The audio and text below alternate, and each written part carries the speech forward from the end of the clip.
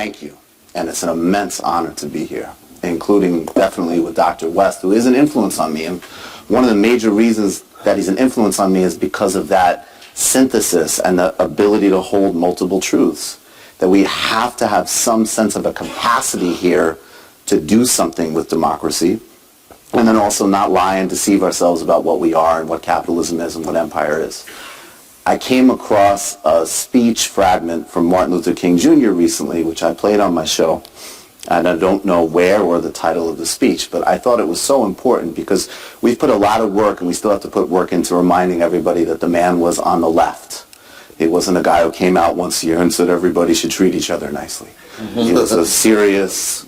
But the other thing that I loved about this speech, which was he talked about the fallacy that certain Christians misunderstood love as a ceding of power. And then Nietzsche came along and rejected Christian morality because he thought it was denying someone's vitality, the will to power in a healthy sense. And he said, love without power is sentimental and anemic, yep. And power without love is abusive and corrosive. I'm paraphrasing. Yep. And that was when I saw it, I thought, well, here, okay, we know the left-wing Dr. King. Well, here's the Machiavellian Dr. King, and I love it.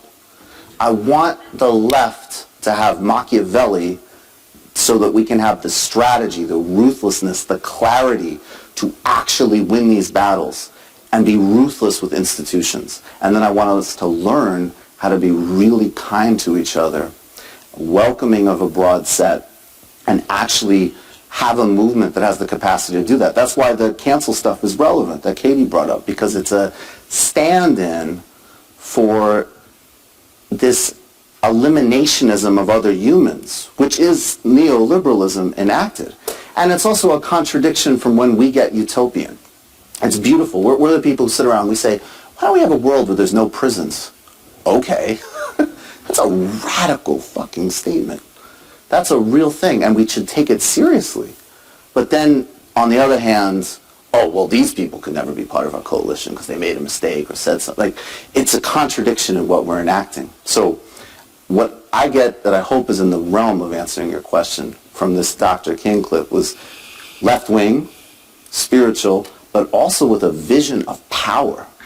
And if we can synthesize those things, I think we will speak to the highest impulses of this country.